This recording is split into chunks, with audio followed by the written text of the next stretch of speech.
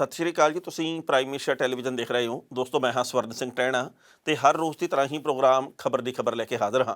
ਪਹਿਲੀ ਵੱਡੀ ਖਬਰ ਦੇ ਵੱਲ ਜਾਣ ਤੋਂ ਪਹਿਲਾਂ ਪੰਜਾਬ ਦੇ ਮੌਸਮ ਦੀ ਹਾਲ ਬਿਆਨੀ ਕਰਨੀ ਬਣਦੀ ਹੈ।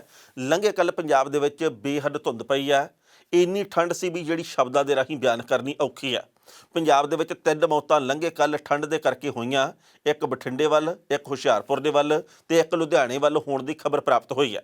ਮੌਸਮ ਵਿਭਾਗ ਨੇ ਇਹ ਗੱਲ ਕਹੀ ਹੈ ਕਿ ਆਉਂਦੇ 72 ਘੰਟਿਆਂ ਦੇ ਵਿੱਚ ਕਈ ਥਾਵਾਂ ਦੇ ਉੱਤੇ ਬੱਦਲਵਾਈ ਵੀ ਰਹਿ ਸਕਦੀ ਹੈ ਤੇ ਕਈ ਥਾਵਾਂ ਦੇ ਉੱਤੇ ਛਿੱਟੇ ਪੈਣ ਦੀ ਵੀ ਸੰਭਾਵਨਾ ਤੇ ਇਹ ਵੀ ਭਵਿੱਖਬਾਣੀ ਕੀਤੀ ਗਈ ਹੈ ਕਿ ਹਰਿਆਣੇ ਦੇ ਕੁਝ ਹਿੱਸਿਆਂ ਦੇ ਵਿੱਚ ਗੜੇ ਵੀ ਪੈ ਸਕਦੇ ਆ। ਸੋ ਜੇਕਰ ਗੜੇਮਾਰੀ ਹੁੰਦੀ ਹੈ ਤਾਂ ਆਲੇ ਦੁਆਲੇ ਦੇ ਹੋਰ ਸੂਬਿਆਂ ਦੇ ਵਿੱਚ ਠਾਰੀ ਹੈ ਜਿਹੜੀ ਵੱਧ ਜਾਣੀ ਆ ਤੇ ਇਸ ਸਾਰੇ ਵਰਤਾਰੇ ਦੇ ਵਿੱਚ ਮੌਸਮ ਦੀ ਇਸ ਮਾਰ ਦੇ ਵਿੱਚ ਹੀ ਕਹਿ ਸਕਦੇ ਆ ਉਹਨਾਂ ਕਿਸਾਨਾਂ ਦੇ ਉੱਤੇ ਮਣਾ ਮੂੰਹੀ ਮਾਣ ਹੋ ਰਿਹਾ ਜਿਹੜੇ ਟਰਾਲੀਆਂ ਦੇ ਵਿੱਚ ਬੈਠੇ ਆ। ਹਰ ਰੋਜ਼ ਮੇਰਾ ਜ਼ਿਕਰ ਕਰਨ ਦਾ ਮਨੋਰਥ ਇਹੀ ਹੈ ਵੀ ਉਹਨਾਂ ਲੋਕਾਂ ਨੂੰ ਕਦੇ ਅਸੀਂ ਭੁੱਲ ਗਏ ਨਾ ਜਿਹੜੇ ਆਪਦਾ ਘਰ-ਬਾਰ ਛੱਡ ਕੇ ਉੱਥੇ ਬੈਠੇ ਆ। ਕਿਸੇ ਨੂੰ ਭਾਵੇਂ ਇਹ ਲੱਗਦਾ ਹੋਵੇ ਕਿ ਉਹ ਪਿਕਨਿਕ ਮਨਾਉਣ ਗਏ ਆ, ਪਰ ਉਹ ਸੱਚੀ ਮੁੱਚੀ ਪਿਕਨਿਕ ਮਨਾਉਣ ਨਹੀਂ ਗਏ। ਅੱਜ ਕੇਂਦਰ ਦੀ ਸਰਕਾਰ ਖੇਤੀ ਕਾਨੂੰਨ ਰੱਦ ਕਰੇ ਤੇ ਜੇਕਰ ਉਸੇ ਦਿਨ ਕਿਸਾਨ ਆਪਣੇ ਘਰਾਂ ਨੂੰ ਵਾਪਸ ਨਾ ਮੁੜਨ ਤਾਂ ਇਹ ਗੱਲ ਹੋ ਨਹੀਂ ਸਕਦੀਗੀ। ਪਰ ਉਸ ਤੋਂ ਅਗਲੀ ਗੱਲ ਇਹ ਆ ਵੀ ਜਦੋਂ ਨਵੇਂ ਸਾਲ ਦੇ ਵਿੱਚ ਪੈਰ ਧਰਿਆ, ਜਿਹੜੇ ਅਮੀਰ ਲੋਕ ਆ ਜਿਨ੍ਹਾਂ ਕੋਲੇ ਪੈਸੇ ਪੂਸੇ ਚੰਗੇ ਆ, ਉਹਨਾਂ ਨੇ ਸ਼ਾਇਦ ਹੋਟਲਾਂ ਦੇ ਵਿੱਚ ਵੀ ਪਾਰਟੀਆਂ ਕੀਤੀਆਂ, ਕਿਸੇ ਨੇ ਪਟਾਕੇ ਵੀ ਚਲਾਏ ਆ, ਕਿਸੇ ਨੇ ਨੱਚਣਾ ਵੀ ਠੀਕ ਸਮਝਿਆ, ਕਿਸੇ ਨੇ ਦਾਰੂ ਵੀ ਪੀਤੀ ਹੋਣੀ ਆ। ਪਰ ਜਿਹੜੇ ਕਿਸਾਨ ਆ ਉਹਨਾਂ ਦੇ ਵਿੱਚੋਂ ਵੱਡੀ ਗਿਣਤੀ ਦੇ ਵਿੱਚ ਜਿਹੜੇ ਕਿਸਾਨ ਆ ਉਹਨਾਂ ਨੇ ਸਿੰਘੂ, ਟਿੱਕਰੀ, ਕੁੰਡਲੀ ਬਾਰਡਰ ਦੇ ਉੱਤੇ, ਗਾਜ਼ੀਪੁਰ ਵਾਲੇ ਬਾਰਡਰ ਦੇ ਉੱਤੇ ਟਰਾਲੀਆਂ ਦੇ ਵਿੱਚ ਬੈਠ ਕੇ ਪਾਠ ਕੀਤਾ ਤੇ ਪਾਠ ਕਰਦਿਆਂ ਨਵੇਂ ਵਰ੍ਹੇ ਦੇ ਵਿੱਚ ਪੈਰ ਧਰਿਆ। ਸੋ 2021 ਕਿਸਾਨੀ ਦੇ ਵਾਸਤੇ, ਸਾਡੇ ਸਭਨਾਂ ਦੇ ਵਾਸਤੇ, ਪੂਰੇ ਸਮਾਜ, ਪੂਰੀ ਦੁਨੀਆ ਦੇ ਵਾਸਤੇ ਸੋਹਣੀਆਂ ਖਬਰਾਂ ਲੈ ਕੇ ਆਵੇ, ਇਹਦੀ ਅਸੀਂ ਕਾਮਨਾ ਕਰਦੇ ਹਾਂ ਤੇ ਅਸੀਂ ਜੰਗ ਜਿੱਤ ਲਈਏ ਇਹਦੀ ਅਸੀਂ ਇੱਛਾ ਪਾਲਦੇ ਹਾਂ। 4 ਜਨਵਰੀ ਦੀ ਮੀਟਿੰਗ ਦੇ ਵਿੱਚ ਚਮਤਕਾਰ ਹੋ ਜੇ, ਖੇਤੀ ਕਾਨੂੰਨ ਰੱਦ ਹੋ ਜਾਣ ਤੇ ਕਿਸਾਨ ਆ ਜਿਹੜੇ ਉਹ ਬਾਗੀਆਂ ਪਾਉਂਦੇ ਖੁਸ਼ੀ ਆਪਣੇ ਘਰਾਂ ਨੂੰ ਵਾਪਸ ਪਰਤਣ, ਇਹ ਅਸੀਂ ਇੱਛਾ ਪਾਲਦੇ ਹਾਂ। ਹੁਣ ਜੇ ਪਹਿਲੀ ਵੱਡੀ ਖਬਰ ਦੇ ਵੱਲ ਜਾਈਏ ਤਾਂ ਜਿਸ ਤਰੀਕੇ ਦੇ ਨਾਲ ਕੇਂਦਰ ਦੀ ਸਰਕਾਰ ਦੇ ਵੱਲੋਂ ਲਿਚ ਘੜੀਚੀਆਂ ਕੀਤੀਆਂ ਜਾ ਰਹੀਆਂ ਉਹਦੇ ਉੱਤੇ ਦੁੱਖ ਹੁੰਦਾ ਨਿੱਜੀ ਤੌਰ 'ਤੇ, ਕਿਉਂਕਿ ਲੰਘੇ ਕੱਲ੍ਹ ਜਿਸ ਤਰੀਕੇ ਦੇ ਨਾਲ ਵੱਖ-ਵੱਖ ਕਿਸਾਨ ਜਥੇਬੰਦੀਆਂ ਦੇ ਆਗੂਆਂ ਨੇ ਮਹੱਤਵਪੂਰਨ ਮੀਟਿੰਗ ਕੀਤੀ ਹੈ, ਉਸ ਮੀਟਿੰਗ ਦੇ ਵਿੱਚ ਇੱਕ ਨਵਾਂ ਏਜੰਡਾ ਲਿਆਂਦਾ। ਉਹਨਾਂ ਨੇ ਇਹ ਗੱਲ ਕਹੀ ਹੈ ਵੀ ਜੇਕਰ 4 ਤਰੀਕ ਨੂੰ ਯਾਨੀ ਕਿ 4 ਜਨਵਰੀ ਨੂੰ ਕੇਂਦਰ ਦੀ ਸਰਕਾਰ ਫਿਰ ਉਹੀ ਗੱਲ ਕਰਦੀ ਹੈ, ਜੇਕਰ ਫਿਰ ਅੱਖਾਂ ਜੀਆਂ ਪੂੰਝਣ ਦਾ ਕੰਮ ਕਰਦੀ ਹੈ, ਜੇਕਰ ਫਿਰ ਇਹ ਗੱਲ ਕਹਿੰਦੀ ਹੈ ਹਮ ਤੋਂ ਆਪਕੇ लिए ऐसे कर सकते हैं, आप ऐसे कर लो, हम ऐसे कर देंगे, आप ऐसे कर लो, ਤਾਂ ਉਹਨਾਂ ਨੇ ਕਿਹਾ ਜੀ ਕਿ ਫਿਰ ਅਸੀਂ 5 ਨੂੰ ਆਹ ਕੰਮ ਕਰਾਂਗੇ, 6 ਨੂੰ ਇੱਦਾਂ ਕਰਾਂਗੇ, 8 ਨੂੰ ਇੱਦਾਂ ਕਰਾਂਗੇ। ਯਾਨੀ ਕਿ 4 ਤਰੀਕ ਤੋਂ ਬਾਅਦ ਅੰਦੋਲਨ ਸਿਖਰ ਦੇ ਉੱਤੇ ਹੋਰ ਪਹੁੰਚੂਗਾ ਜੇਕਰ ਉਹਨਾਂ ਨੇ 4 ਤਰੀਕ ਦੀ ਮੀਟਿੰਗ ਦੇ ਵਿੱਚ ਕਿਸਾਨ ਪੱਖੀ ਗੱਲ ਨਾ ਕੀਤੀ ਤਾਂ। ਕਿਸਾਨਾਂ ਨੇ ਇਹ ਗੱਲ ਕਹੀ ਹੈ ਵੀ ਅੰਦੋਲਨ ਪਹਿਲਾਂ ਵੀ ਸਿਖਰ ਦੇ ਉੱਤੇ ਆ ਪਰ ਇਸ ਅੰਦੋਲਨ ਨੂੰ ਅਸੀਂ ਹੋਰ ਭਖਾ ਦਿਆਂਗੇ। ਉਹਨਾਂ ਨੇ ਇਹ ਗੱਲ ਕਹੀ ਹੈ ਵੀ ਗਾਜ਼ੀਪੁਰ ਵਾਲੇ ਬਾਰਡਰ ਦੇ ਉੱਤੇ ਜਾਂ ਜਿਹੜੇ ਵੱਖ-ਵੱਖ ਹੋਰ ਬਾਰਡਰ ਆ ਜਿੱਥੇ ਕਿ ਇਸ ਵਕਤ ਘੱਟ ਗਿਣਤੀ ਦੇ ਵਿੱਚ ਕਿਸਾਨ ਆ, ਜਿੱਥੇ ਹੋਰ ਸੂਬਿਆਂ ਦੇ ਕਿਸਾਨ ਆਏ ਆ, ਇੱਥੋਂ ਸਿੰਘੂ ਬਾਰਡਰ ਤੋਂ ਜਾਂ ਟਿੱਕਰੀ ਬਾਰਡਰ ਤੋਂ ਵੀ ਕਿਸਾਨ ਜਾਣਗੇ ਤੇ ਪੰਜਾਬ ਦੇ, ਹਰਿਆਣੇ ਦੇ ਵੱਖ-ਵੱਖ ਹਿੱਸਿਆਂ ਦੇ ਵਿੱਚੋਂ ਕਿਸਾਨ ਉੱਥੇ ਭੇਜੇ ਜਾਣਗੇ ਤਾਂ ਜੋ ਕੇਂਦਰ ਦੀ ਸਰਕਾਰ ਦੇ ਉੱਤੇ ਹੋਰ ਦਬਾਅ ਬਣੇ। ਇਹ ਵੀ ਗੱਲ ਕਹੀ ਗਈ ਹੈ ਵੀ 26 ਜਨਵਰੀ ਤੱਕ ਨਾਸੀ ਧੂੰਆਂ ਅਸੀਂ ਲਿਆ ਕੇ ਛੱਡਾਂਗੇ। ਸੋ ਕੇਂਦਰ ਦੀ ਸਰਕਾਰ ਜਿਹੜੀ ਕਿ ਲਿਚ ਘੜੀਚੀਆਂ ਕਰਦੀ ਹੈ ਉਹਨੂੰ ਵਕਤ ਤਾਂ ਪਿਆ ਹੋਇਆ ਤੇ ਇਸ ਵਕਤ ਦੀ ਇੱਕ ਉਦਾਹਰਨ ਇਸ ਕਰਕੇ ਵੀ ਮਿਲਦੀ ਹੈ ਵੀ ਜਿਹੜੀਆਂ ਸਥਾਨਕ ਚੋਣਾਂ ਹੋਈਆਂ ਹਰਿਆਣੇ ਦੇ ਵਿੱਚ, ਉਹਦੇ ਵਿੱਚ ਭਾਜਪਾ ਨੂੰ ਤੇ ਜਨ ਨਾਇਕ ਜਨਤਾ ਪਾਰਟੀ ਨੂੰ ਸਾਂਝੇ ਤੌਰ ਦੇ ਉੱਤੇ ਧੋਬੀ ਪਟਕਾ ਲੱਗਾ। ਇਹ ਧੋਬੀ ਪਟਕਾ ਲੱਗਣ ਤੋਂ ਬਾਅਦ ਹੁਣ ਮਨੋਹਰ ਲਾਲ ਖੱਟੜ ਹੋਰੀ ਬੋਲੇ ਆ, ਕਹਿੰਦੇ ਵੀ ਹੈਗੇ ਤਾਂ ਕਿਸਾਨ ਗੁੰਮਰਾਹ ਹੀ ਆ, ਕਿਸਾਨਾਂ ਨੂੰ ਗੁੰਮਰਾਹ ਕਰ ਲਿਆ ਗਿਆ। ਪਰ ਇਹ ਗੱਲ ਹੈ ਵੀ ਹੋਇਆ ਸਾਡੇ ਨਾਲ ਵੀ ਮਾੜਾ ਹੀ ਆ। ਮਤਲਬ ਇਹ ਆ ਵੀ ਉਹ ਮੰਨਣ ਲੱਗ ਪਏ ਆ ਵੀ ਸਾਡੇ ਨਾਲ ਮਾੜਾ ਹੀ ਹੋਇਆ ਮਾੜਾ ਕਿਉਂ ਆ ਇਹ ਨਹੀਂ ਜਾਣਦੇਗੇ ਜਾਂ ਜਾਣਦੇ ਆ ਉਹਦਾ ਪ੍ਰਗਟਾਵਾ ਨਹੀਂ ਕਰਦੇਗੇ। ਪਹਿਲਾਂ ਇਸ ਰਿਪੋਰਟ ਦਾ ਅਸੀਂ ਵੇਰਵਾ ਸਾਂਝਾ ਕਰਦੇ ਹਾਂ ਵੀ ਕਿਸਾਨ ਜਥੇਬੰਦੀਆਂ ਨੇ ਮੀਟਿੰਗ ਦੇ ਵਿੱਚ ਕੀ ਫੈਸਲੇ ਕੀਤੇ ਆ, ਕੀ ਕੁਝ ਆਉਂਦੇ ਸਮੇਂ ਦੇ ਵਿੱਚ ਹੋ ਸਕਦਾ, ਕੀ ਬਣੂਗਾ ਖੇਤੀ ਕਾਨੂੰਨਾਂ ਦੇ ਮੁਤਲਕ, ਤੇ ਜੇਕਰ ਕੇਂਦਰ ਦੀ ਸਰਕਾਰ ਨਹੀਂ ਮੰਨਦੀ ਤਾਂ ਫਿਰ ਕਿਸਾਨਾਂ ਦਾ ਅਗਲਾ ਪ੍ਰੋਗਰਾਮ ਹੈ ਕੀ, ਤੇ ਬਾਅਦ ਵਿੱਚ ਕਰਾਂਗੇ ਟਿੱਪਣੀ। ਕਿਸਾਨ ਨੇਤਾਵਾਂ ਨੇ ਕਿਹਾ ਕਿ ਸਾਡਾ ਸਭ ਤੋਂ ਵੱਡਾ ਮੁੱਦਾ ਖੇਤੀ ਕਾਨੂੰਨ ਹੈ ਤੇ MSP ਦੀ ਕਾਨੂੰਨੀ ਗਰੰਟੀ ਹੈ। ਸਰਕਾਰ ਨੇ ਤੀਜੀ ਤੇ ਚੌਥੀ ਮੰਗ ਮੰਨ ਕੇ ਬਰਫ਼ ਪਿਘਲਣ ਦਾ ਵੱਡਾ ਦਾਅਵਾ ਕੀਤਾ, ਪਰ ਸੱਚਾਈ ਇਹ ਹੈ ਕਿ ਕੇਂਦਰ ਸਰਕਾਰ ਨੇ MSP ਦੇ ਉੱਤੇ ਸਿਧਾਂਤਕ ਕਮਿਟਮੈਂਟ ਦੇਣ ਤੋਂ ਵੀ ਇਨਕਾਰ ਕੀਤਾ ਹੈ। ਅਸੀਂ ਅੰਦੋਲਨ ਨੂੰ ਹੋਰ ਤੇਜ਼ ਕਰਾਂਗੇ। ਕਿਸਾਨਾਂ ਨੇ ਇਸ ਗੱਲ ਦਾ ਐਲਾਨ ਕੀਤਾ ਕਿ ਜੇਕਰ 4 ਜਨਵਰੀ ਦੀ ਵਾਰਤਾ ਦੇ ਵਿੱਚ ਨਤੀਜੇ ਸੰਤੁਸ਼ਟੀਜਨਕ ਨਾ ਨਿਕਲੇ ਤਾਂ ਜਿਹੜਾ ਟਰੈਕਟਰ ਮਾਰਚ 30 ਦਸੰਬਰ ਨੂੰ ਰੱਦ ਹੋਇਆ ਉਹ 6 ਜਨਵਰੀ ਤੋਂ ਮਾਰਚ ਤੱਕ ਹੋਵੇਗਾ।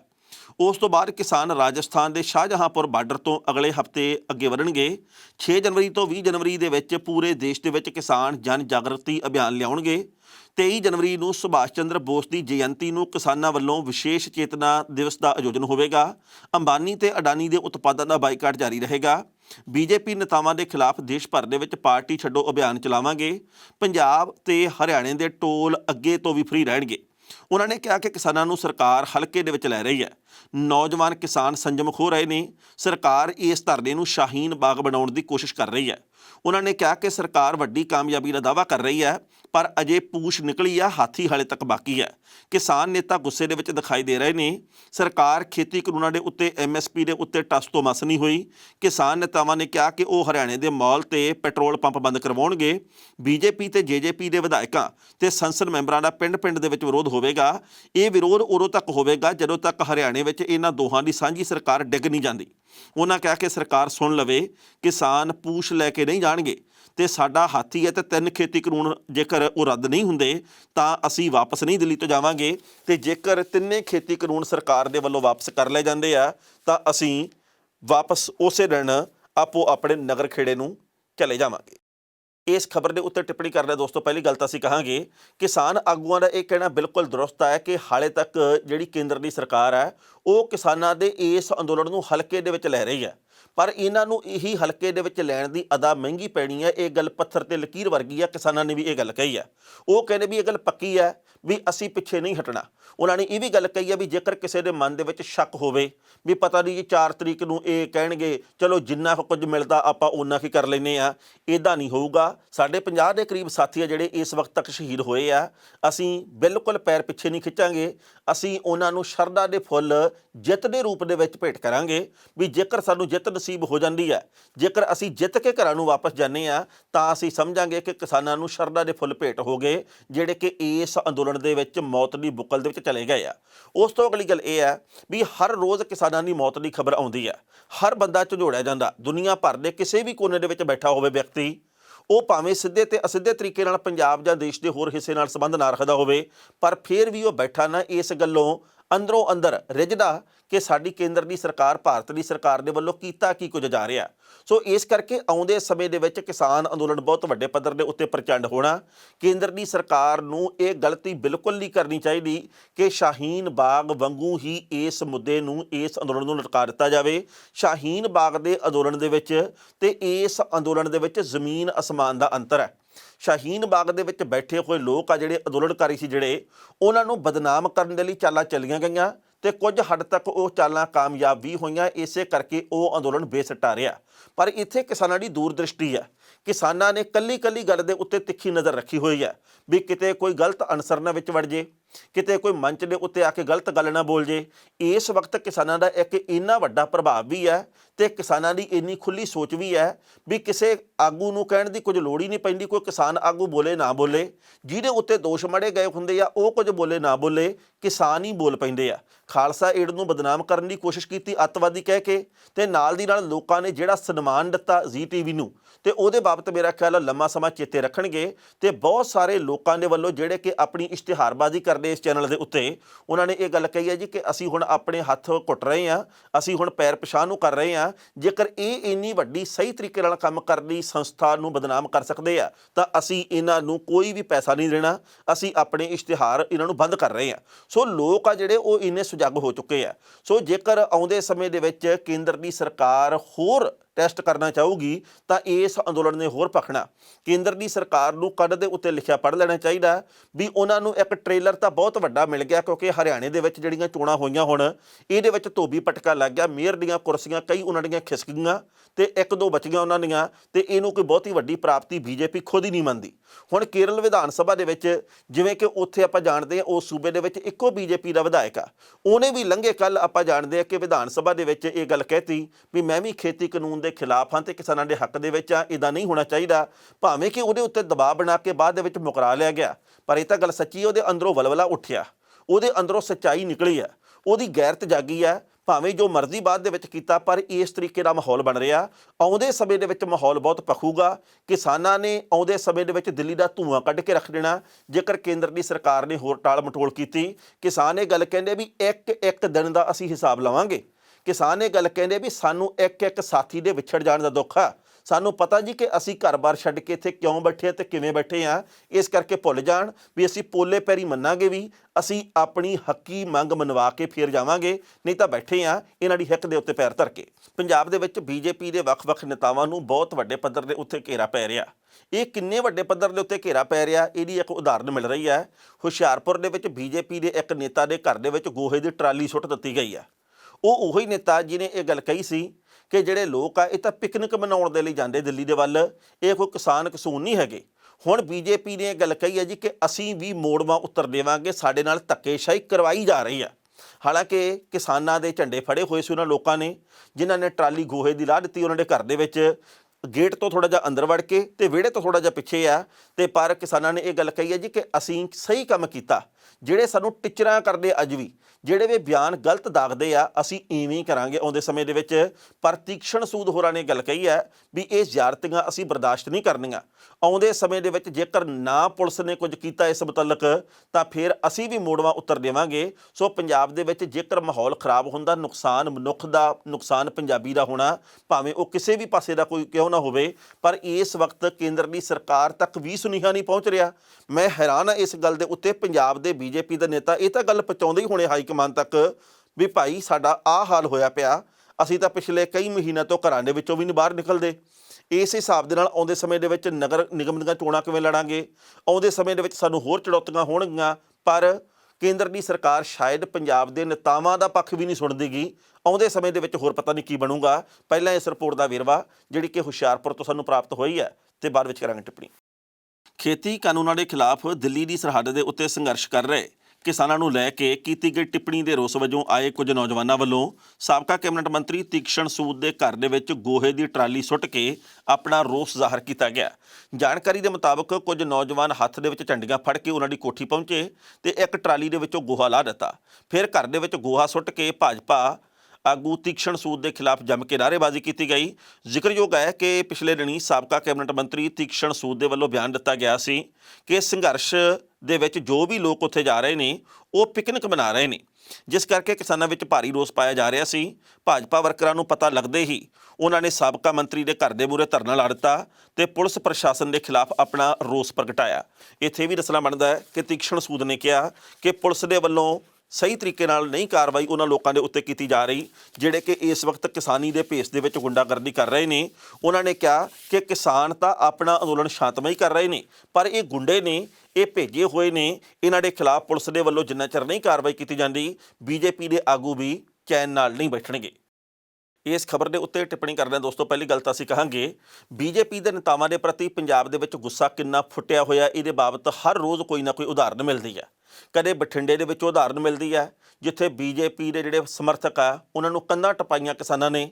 ਕਦੇ ਖਬਰ ਮਿਲਦੀ ਹੈ ਜੀ ਕਿ ਬੀਜੇਪੀ ਦੇ ਕਿਸੇ ਆਗੂ ਨੂੰ ਘਰ ਦੇ ਵਿੱਚੋਂ ਨਿਕਲਣ ਦਿੱਤਾ। ਕਦੇ ਖਬਰ ਮਿਲਦੀ ਹੈ ਜੀ ਕਿ ਹੁਸ਼ਿਆਰਪੁਰ ਦੇ ਇੱਕ ਨੇਤਾ ਦੇ ਵੱਲੋਂ ਇੱਕ ਸਮਾਗਮ ਦੇ ਵਿੱਚ ਜਾਣਾ ਚਾਹਿਆ ਤੇ ਉਹਨੂੰ ਵਿਰੋਧ ਦਾ ਸਾਹਮਣਾ ਕਰਨਾ ਪਿਆ ਤੇ ਉਹ ਉਨੀ ਪੈਰੀ ਵਾਪਸ ਆ ਗਿਆ। ਕਦੇ ਖਬਰ ਮਿਲਦੀ ਹੈ ਮੁਕਤਸਰ ਸਾਹਿਬ ਤੋਂ, ਇੱਥੇ ਬੀਜੇਪੀ ਦੇ ਇੱਕ ਨੇਤਾ ਦਾ ਵਿਰੋਧ ਹੁੰਦਾ। ਮਤਲਬ ਇਹ ਹੈ ਕਿ ਬੀਜੇਪੀ ਦੇ ਨੇਤਾ ਇਸ ਵਕਤ ਘਰ ਦੇ ਵਿੱਚੋਂ ਨਿਕਲਣ ਤੋਂ ਆਵਾਜ਼ਾਰ ਹੋਏ ਆ। ਮਤਲਬ ਇਹ ਹੈ ਕਿ ਇਸ ਵਕਤ ਬੀਜੇਪੀ ਦੀਆਂ ਗਤੀਵਿਧੀਆਂ ਪੰਜਾਬ ਦੇ ਵਿੱਚ ਠੱਪ ਵਰਗੀਆਂ। ਭਾਵੇਂ ਕਿ ਅਸ਼ਵਨੀ ਸ਼ਰਮਾ ਜਿਹੜੇ ਕਿ ਪੰਜਾਬ ਬੀਜੇਪੀ ਦੇ ਪ੍ਰਧਾਨ ਆ, ਉਹਨਾਂ ਨੇ ਡੀਜੀਪੀ ਦੇ ਨਾਲ ਵੀ ਮੁਲਾਕਾਤ ਕੀਤੀ ਹੈ, ਉਹਨਾਂ ਨੇ ਰਾਜਪਾਲ ਦੇ ਕੋਲੇ ਵੀ ਫਰਿਆਦ ਕੀਤੀ ਹੈ, ਉਹਨਾਂ ਨੇ ਪੰਜਾਬ ਦੇ ਮੁੱਖ ਮੰਤਰੀ ਨੂੰ ਵੀ ਇਹ ਗੱਲ ਕਹੀ ਹੈ ਕਿ ਤੁਸੀਂ ਇੱਦਾਂ ਦਾ ਕੁਝ ਨਾ ਕਰਨ ਦਿਓ। ਪਰ ਗੱਲ ਇਹ ਹੈ ਵੀ ਕਿਸਾਨ ਆ ਜਿਹੜੇ ਉਹ ਭੜਕੇ ਹੋਏ ਆ। ਭਾਵੇਂ ਕਿ ਬੀਜੇਪੀ ਦੇ ਨੇਤਾ ਇਹ ਗੱਲ ਕਹਿੰਦੇ ਵੀ ਜਿਹੜਾ ਸਾਡਾ ਵਿਰੋਧ ਕਰਦਾ ਬੰਦਾ ਉਹ ਕਿਸਾਨ ਹੈ ਹੀ ਨਹੀਂ, ਇਹ ਤਾਂ ਅਸਲ ਦੇ ਵਿੱਚ ਕਾਂਗਰਸ ਦੇ ਵਰਕਰ ਆ, ਇਹ ਕਾਂਗਰਸ ਦੇ ਸਮਰਥਕ ਆ ਜਾਂ ਸਾਡੇ ਦੋਖੀ ਲੋਕ ਹੈਗੇ ਆ। ਪਰ ਇਹ ਗੱਲ ਮੰਨ ਲੈਣੀ ਚਾਹੀਦੀ ਵੀ ਹੈਗੇ ਤਾਂ ਕਿਸਾਨ ਹੀ ਆ। ਅਸੀਂ ਕਈ ਕਿਸਾਨਾਂ ਨੂੰ ਜਾਣਦੇ ਹਾਂ ਜਿਹੜੇ ਇਹ ਗੱਲ ਕਹਿੰਦੇ ਜੀ ਕਿ ਸਾਡੇ ਮਨ ਦੇ ਵਿੱਚ ਇਸ ਗੱਲ ਦਾ ਹਮੇਸ਼ਾ ਦੁੱਖ ਰਹਿਣਾ ਕਿ ਬੀਜੇਪੀ ਨੇ ਸਾਡੀ ਸੁਣੀ ਕਿਉਂ ਨਹੀਂ। ਹਾਲਾਂਕਿ ਜਿਹੜਾ ਬਾਰਡਰ ਦੇ ਉੱਤੇ ਬੈਠਾ ਹਰ ਕਿਸਾਨ ਆ ਉਹਦੇ ਮਨ ਦੇ ਵਿੱਚ ਇੱਕੋ ਗੱਲ ਉੱਠਦੀ ਆ ਵੀ ਅਸੀਂ ਕੇਂਦਰ ਦੀ ਹਕੂਮਤ ਦੇ ਨਾਲ ਮੱਥਾ ਲਾਈ ਬੈਠੇ ਆ।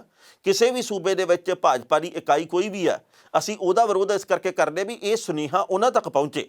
ਪਰ ਜੇਕਰ ਹਾਲੇ ਵੀ ਨਹੀਂ ਪਹੁੰਚਦਾ ਤਾਂ ਦੁੱਖ ਦੀ ਗੱਲ ਹੈ। ਸੋ ਤੀਕਸ਼ਣ ਸੂਦ ਦੇ ਘਰ ਦੇ ਵਿੱਚ ਗੋਹੇ ਦੀ ਟਰਾਲੀ ਲਾਉਣ ਦਾ ਮਤਲਬ ਇਹੀ ਹੈ ਕਿ ਉਹਨਾਂ ਨੇ ਜਿਹੜੀ ਪਿਕਨਿਕ ਵਾਲੀ ਗੱਲ ਕੀਤੀ ਸੀ ਵੀ ਪਿਕਨਿਕ ਦੇ ਉੱਤੇ ਜਾਂਦੇ ਕਿਸਾਨ, ਇਹਦੇ ਪ੍ਰਤੀ ਵਿਰੋਧ ਦਾ ਪ੍ਰਗਟਾਵਾ ਕੀਤਾ ਗਿਆ। ਹਾਲਾਂਕਿ ਕਈ ਲੋਕਾਂ ਨੇ ਗੱਲ ਕਹੀ ਹੈ ਸੋਸ਼ਲ ਮੀਡੀਆ ਤੇ ਵੀ ਵਿਰੋਧ ਹੋਰ ਵੀ ਤਰੀਕੇ ਨਾਲ ਪ੍ਰਗਟਾਇਆ ਜਾ ਸਕਦਾ ਹੈ, ਇੱਦਾਂ ਗੋਹਾ ਸੁੱਟਣ ਨਾਲ ਕੀ ਬਣਨਾ। ਪਰ ਉਹਨਾਂ ਨੌਜਵਾਨਾਂ ਨੇ, ਉਹਨਾਂ ਕਿਸਾਨਾਂ ਨੇ ਗੱਲ ਕਹੀ ਆ ਵੀ ਅਸੀਂ ਇਵੇਂ ਹੀ ਕਰਾਂਗੇ ਆਉਂਦੇ ਸਮੇਂ ਦੇ ਵਿੱਚ ਵੀ, ਜੇਕਰ ਕੋਈ ਗਲਤ ਬਿਆਨ ਦੇਊਗਾ ਤਾਂ। ਪਰ ਮੇਰੀ ਬੇਨਤੀ ਹੈ ਇੱਕ ਬੀਜੇਪੀ ਦੇ ਪੰਜਾਬ ਦੇ ਨੇਤਾਵਾਂ ਨੂੰ ਵੀ ਇਸ ਵਕਤ ਜੇਕਰ ਤੁਹਾਡੀ ਉੱਪਰਲੇ ਨਹੀਂ ਸੁਣਦੇ, ਮੈਨੂੰ ਨਹੀਂ ਪਤਾ ਵੀ ਸੁਣਦੇ ਕਿ ਨਹੀਂ ਸੁਣਦੇ, ਪਰ ਆਪਣੇ ਬੋਲਾਂ ਦੇ ਉੱਤੇ ਕਾਬੂ ਜ਼ਰੂਰ ਰੱਖੋ। ਜੇਕਰ ਤੁਸੀਂ ਗਲਤ ਬਿਆਨ ਦਿੰਦੇ ਰਹੇ, ਜੇਕਰ ਤੁਸੀਂ ਅਟਪਟੀਆਂ ਗੱਲਾਂ ਕਰਦੇ ਰਹੇ, ਜਿਹੜੇ ਹੁਣ ਵੀ ਬਾਹਰ ਨਿਕਲਦੇ ਆ ਉਹਨਾਂ ਦਾ ਵੀ ਬਹੁਤ ਵੱਡੇ ਪੱਧਰ ਦੇ ਉੱਤੇ ਵਿਰੋਧ ਹੋਣਾ। ਮੈਂ ਅੱਜ ਤੱਕ ਕਿਸੇ ਵੀ ਮੰਤਰੀ ਨੂੰ, ਮੈਂ ਅੱਜ ਤੱਕ ਕਿਸੇ ਵੀ ਬੀਜੇਪੀ ਦੇ ਨੇਤਾ ਨੂੰ, ਮੈਂ ਕਿਸੇ ਵੀ ਰਾਜਨੀਤਿਕ ਪਾਰਟੀ ਦੇ ਵਿਅਕਤੀ ਨੂੰ ਆਪਣੇ ਟੱਬਰ ਸਮੇਤ ਟਰਾਲੀਆਂ ਦੇ ਵਿੱਚ ਬੈਠ ਕੇ ਪਿਕਨਿਕ ਦੇ ਉੱਤੇ ਜਾਂਦੇ ਨਹੀਂ ਦੇਖਿਆ। ਮੈਂ ਨਹੀਂ ਦੇਖਿਆ ਵੀ ਖੁੱਲ੍ਹੇ ਅਸਮਾਨ ਦੇ ਥੱਲੇ ਉਹ ਸੌਂਦੇ ਹੋਣ ਕਿਸੇ ਪਿਕਨਿਕ ਸਥਾਨ ਦੇ ਉੱਤੇ ਜਾ ਕੇ। ਮੈਂ ਨਹੀਂ ਇਹ ਦੇਖਿਆ ਕਿ ਉਹ ਉੱਥੇ ਲੰਗਰ ਲਾਉਂਦੇ ਹੋਣ। ਇਹ ਤਾਂ ਕੋਈ ਵਾਹਿਗੁਰੂ ਦੀ ਕਿਰਪਾ ਜਿਹਦੇ ਕਰਕੇ ਇਹ ਸਾਰਾ ਕੁਝ ਹੋਇਆ।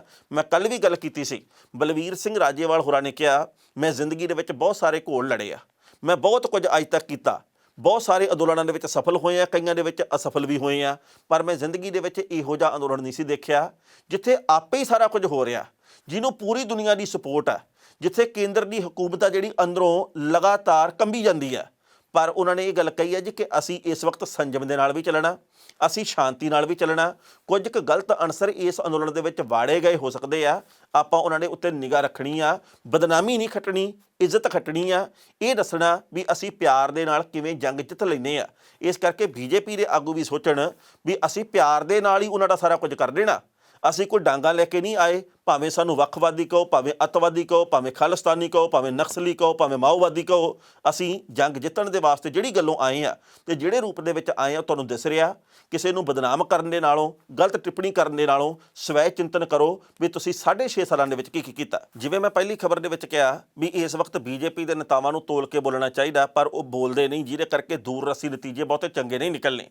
ਹੁਣ ਇੱਕ ਖੇਤੀਬਾੜੀ ਮੰਤਰੀ ਨੇ, ਕਮਲ ਪਟੇਲ ਹੋਰਾਂ ਨੇ, ਜਬਲੀ ਕਹਿ ਸਕਦਾ ਮੈਂ, ਉਹਨਾਂ ਨੇ ਇਹ ਗੱਲ ਕਹੀ ਹੈ ਜੀ ਕਿ ਜਿਹੜੇ ਲੋਕ ਇਸ ਵਕਤ ਕਿਸਾਨਾਂ ਨੂੰ ਗੁੰਮਰਾਹ ਕਰ ਰਹੇ ਆ, ਜਿਨ੍ਹਾਂ ਨੇ ਭੜਕਾ ਕੇ ਇਹ ਅੰਦੋਲਨ ਸ਼ੁਰੂ ਕਰਵਾਇਆ, ਉਹਨਾਂ ਦੀ ਪਛਾਣ ਕਰਕੇ ਸਿੱਖਾਂ ਦੇ ਪਿੱਛੇ ਕਰਾਂਗੇ ਤੇ ਉਹ ਜੇਲ੍ਹ ਦੇ ਵਿੱਚ ਹੀ ਸੜ ਜਾਣਗੇ। ਕੀ ਇੱਦਾਂ ਹੋ ਸਕਦਾ? ਸਭ ਤੋਂ ਪਹਿਲੀ ਗੱਲ ਤਾਂ ਇਹ ਆ ਕਿ ਕਿਸਾਨ ਗੁੰਮਰਾਹ ਹੋਏ ਆ। ਦੂਜੀ ਗੱਲ ਇਹ ਆ ਕਿ ਕੇਂਦਰ ਦੀ ਸਰਕਾਰ ਨੂੰ ਤੇ ਵੱਖ-ਵੱਖ ਸੂਬਿਆਂ ਦੀਆਂ ਸਰਕਾਰਾਂ ਨੂੰ ਇਹ ਦਿਸਦਾ ਨਹੀਂ ਵੀ ਅਸੀਂ ਕਸੂਤੇ ਘਿਰੇ ਹੋਏ ਆ। ਸਭ ਤੋਂ ਮਹੱਤਵਪੂਰਨ ਗੱਲ ਇਹ ਹੈ ਵੀ ਇਸ ਵਕਤ ਕਿਸਾਨ ਆ ਜਿਹੜੇ, ਉਹ ਕਿਸੇ ਦੇ ਵੱਲੋਂ ਗੁੰਮਰਾਹ ਨਹੀਂ ਕੀਤੇ ਗਏ। ਕਿਸਾਨ ਆਪਣੀ ਮਰਜ਼ੀ ਨਾਲ ਆਏ ਆ, ਆਪਣਾ ਹੱਕ ਲੈਣ ਦੇ ਲਈ ਆਏ ਆ। ਪਰ ਕਮਲ ਪਟੇਲ ਨੂੰ ਇਹ ਲੱਗਦਾ ਵੀ ਭਾਈ ਧੱਕਾ ਕੀਤਾ ਜਾ ਰਿਹਾ। ਬੀਜੇਪੀ ਦੇ ਕੋਈ ਵੀ ਨੇਤਾ ਨਾਲ ਤੁਸੀਂ ਗੱਲ ਕਰ ਲਓ, ਉਹ ਪੈਰਾਂ ਦੇ ਉੱਤੇ ਪਾਣੀ ਨਹੀਂ ਪੈਣ ਦਿੰਦਾ। ਉਹ ਕਹਿਣਗੇ ਜੀ ਧੱਕਾ ਹੋਇਆ, ਜ਼ਿਆਦਤੀ ਹੋਈ ਆ, ਇਹ ਜ਼ਿਆਦਤੀ ਬਰਦਾਸ਼ਤਯੋਗ ਨਹੀਂ ਆ, ਅਸੀਂ ਸਮਝਾਵਾਂਗੇ, ਅਸੀਂ ਰੈਲੀਆਂ ਕਰਾਂਗੇ, ਅਸੀਂ ਪੈਂਫਲੇਟ ਵੰਡਾਂਗੇ, ਅਸੀਂ ਆਹ ਕਰਾਂਗੇ। ਪਤੇ ਦੀ ਗੱਲ ਦੇ ਉੱਤੇ ਉਹ ਨਹੀਂ ਆਉਂਦੇ। ਪਹਿਲਾਂ ਇਸ ਰਿਪੋਰਟ ਦਾ ਵੇਰਵਾ ਕਿ ਕਮਲ ਪਟੇਲ ਨੇ ਕੀ ਕੁਝ ਕਿਹਾ ਤੇ ਬਾਅਦ ਵਿੱਚ ਕਰਾਂਗੇ ਟਿੱਪਣੀ। ਖੇਤੀਬਾੜੀ ਮੰਤਰੀ ਕਮਲ ਪਟੇਲ ਨੇ ਕਿਸਾਨਾਂ ਨਾਲ ਧੋਖਾ ਕਰਨ ਵਾਲਿਆਂ ਨੂੰ ਸਖਤ ਚੇਤਾਵਨੀ ਦਿੱਤੀ ਹੈ। ਮੰਤਰੀ ਨੇ ਕਿਹਾ ਕਿ ਸਰਕਾਰ ਕਿਸੇ ਵੀ ਕੀਮਤ ਦੇ ਉੱਤੇ ਇਹੋ ਜਿਹੇ ਲੋਕਾਂ ਨੂੰ ਨਹੀਂ ਬਖਸ਼ੇਗੀ ਜਿਹੜੇ ਕਿ ਕਿਸਾਨਾਂ ਨਾਲ ਧੋਖਾ ਕਰਦੇ ਨੇ, ਤੇ ਉਹਨਾਂ ਨੂੰ ਜੇਲ੍ਹ ਦੇ ਵਿੱਚ ਭੇਜਿਆ ਜਾਵੇਗਾ ਤੇ ਉਹ ਜੇਲ੍ਹ ਦੇ ਵਿੱਚ ਹੀ ਸੜਨਗੇ। ਹਰਦਾ ਜ਼ਿਲ੍ਹੇ ਦੇ ਵਿੱਚ ਕਿਸਾਨਾਂ ਦੀ ਸ਼ਿਕਾਇਤ ਦੇ ਉੱਤੇ ਨਵੇਂ ਖੇਤੀਬਾੜੀ ਕਾਨੂੰਨਾਂ ਤਹਿਤ ਤੁਰੰਤ ਕਾਰਵਾਈ ਕਰਨ ਤੋਂ ਬਾਅਦ ਖੇਤੀਬਾੜੀ ਮੰਤਰੀ ਕਮਲ ਪਟੇਲ ਨੇ ਹਰਦਾ ਤੇ ਦੇਵਾਸ ਜ਼ਿਲ੍ਹਾ ਪ੍ਰਸ਼ਾਸਨ ਦੀ ਸ਼ਲਾਘਾ ਕਰਦਿਆਂ ਵਧਾਈ ਦਿੱਤੀ ਹੈ। ਮਹੱਤਵਪੂਰਨ ਗੱਲ ਇਹ ਹੈ ਕਿ ਦੇਵਾਸ ਜ਼ਿਲ੍ਹੇ ਦੇ ਵਪਾਰੀਆਂ ਨੇ ਹਰਦਾ, ਦੇਵਾਸ ਤੇ ਸਿਹੌਰ ਦੇ ਕਿਸਾਨਾਂ ਤੋਂ ਉਤਪਾਦ ਖਰੀਦ ਕੇ ਅਦਾਇਗੀ ਨਹੀਂ ਕੀਤੀ। SDM ਨੇ 24 ਘੰਟਿਆਂ ਵਿੱਚ ਕਿਸਾਨਾਂ ਦੀ ਸ਼ਿਕਾਇਤ ਦੇ ਉੱਤੇ ਕਾਰਵਾਈ ਕਰਦਿਆਂ ਖੇਤੀਬਾੜੀ ਐਕਟ ਤਹਿਤ ਹਰਦਾ ਮੌਲ ਅਦਾਲਤ ਦੇ ਵਿੱਚ ਕੇਸ ਦਰਜ ਕੀਤਾ ਸੀ। ਖੇਤੀਬਾੜੀ ਮੰਤਰੀ ਕਮਲ ਪਟੇਲ ਨੇ ਵੀਡੀਓ ਕਾਨਫਰੰਸਿੰਗ ਦੇ ਰਾਹੀਂ ਕਿਹਾ ਕਿ ਸਰਕਾਰ ਕਿਸਾਨਾਂ ਨਾਲ ਧੋਖਾ ਕਰਨ ਵਾਲਿਆਂ ਵਿਰੁੱਧ ਕਾਰਵਾਈ ਦੇ ਮੂਡ ਦੇ ਵਿੱਚ ਹੈ। ਰਾਜ ਦੇ ਵਿੱਚ ਅਜਿਹੇ ਲੋਕਾਂ ਦੇ ਖਿਲਾਫ ਕਾਰਵਾਈ ਕੀਤੀ ਜਾਵੇਗੀ। ਜੇ ਕਿਸੇ ਵੀ ਕਿਸਾਨ ਨਾਲ ਧੋਖਾ ਕੀਤਾ ਜਾਂਦਾ ਹੈ ਤਾਂ ਸਖਤ ਕਾਰਵਾਈ ਕਰਦਿਆਂ ਜਾਇਦਾਦ ਕੁਰਕ ਕੀਤੀ ਜਾਵੇਗੀ। ਮੰਤਰੀ ਨੇ ਕਿਹਾ ਕਿ ਕਿਸਾਨਾਂ ਨਾਲ ਠੱਗੀ ਕਰਨ ਵਾਲਾ ਚਾਹੇ ਕਿੰਨਾ ਵੀ ਵੱਡਾ ਬਾਹੂਬਲੀ, ਕਿੰਨਾ ਵੀ ਵੱਡਾ ਵਿਅਕਤੀ ਕਿਉਂ ਨਾ ਹੋਵੇ, ਉਹਨੂੰ ਬਖਸ਼ਿਆ ਨਹੀਂ ਜਾਵੇਗਾ। ਇਸ ਖਬਰ ਦੇ ਉੱਤੇ ਟਿੱਪਣੀ ਕਰਨ ਦਾ ਦੋਸਤੋ ਪਹਿਲੀ ਗੱਲ ਤਾਂ ਅਸੀਂ ਕਹਾਂਗੇ, ਕੇਂਦਰ ਦੀ ਸਰਕਾਰ ਜਾਂ ਕਿਸੇ ਵੀ ਸੂਬੇ ਦਾ ਕੋਈ ਵੀ ਮੰਤਰੀ ਜੇਕਰ ਇਸ ਵਕਤ ਕਿਸਾਨੀ ਦੇ ਹੱਕ ਦੇ ਵਿੱਚ ਖੜਦਾ ਤਾਂ ਦਿਲੀ ਤੌਰ ਦੇ ਉੱਤੇ ਸਾਰੇ ਉਹਦਾ ਸ਼ੁਕਰੀਆ ਅਦਾ ਕਰਨਗੇ, ਧੰਨਵਾਦ ਕਰਨਗੇ। ਪਰ ਜਿਸ ਤਰੀਕੇ ਦੇ ਨਾਲ ਧਮਕੀਆਂ ਦਿੱਤੀਆਂ ਜਾ ਰਹੀਆਂ, ਅਸਿੱਧੇ ਤਰੀਕੇ ਦੇ ਨਾਲ ਧੱਕਾ ਕਹਿੰਦੇ ਆ ਵੀ ਆੜਤੀਏ ਕਰਦੇ ਜਾਂ ਹੋਰ ਲੋਕ ਕਰਦੇ ਆ, ਪਰ ਕਹਿੰਦੇ ਜੀ ਅਸੀਂ ਉਹਨਾਂ ਨੂੰ ਸਿੱਖਾਂ ਦੇ ਪਿੱਛੇ ਵੀ ਕਰਾਂਗੇ, ਜਿਹੜੇ ਕਿਸਾਨਾਂ ਨੂੰ ਗੁੰਮਰਾਹ ਕਰਦੇ ਆ ਉਹਨਾਂ ਨੂੰ ਵੀ ਸਿੱਖਾਂ ਪਿੱਛੇ ਕਰਾਂਗੇ। ਪਹਿਲਾਂ ਤਾਂ ਇਹਨਾਂ ਨੂੰ ਪਾਰਦਰਸ਼ੀ ਹੋਣਾ ਚਾਹੀਦਾ ਵੀ ਕਾਰਵਾਈ ਕਰਨੀ ਕਿਹਦੇ ਉੱਤੇ ਆ। ਉਸ ਤੋਂ ਬਾਅਦ ਅਗਲਾ ਕਦਮ ਪੁੱਟਣਾ ਚਾਹੀਦਾ। ਵੱਡੀ ਤੇ ਮਹੱਤਵਪੂਰਨ ਗੱਲ ਇਹ ਹੈ ਵੀ ਇਸ ਵਕਤ ਬੀਜੇਪੀ ਕਸੂਤੀ ਘਿਰੀ ਹੋਈ ਹੈ।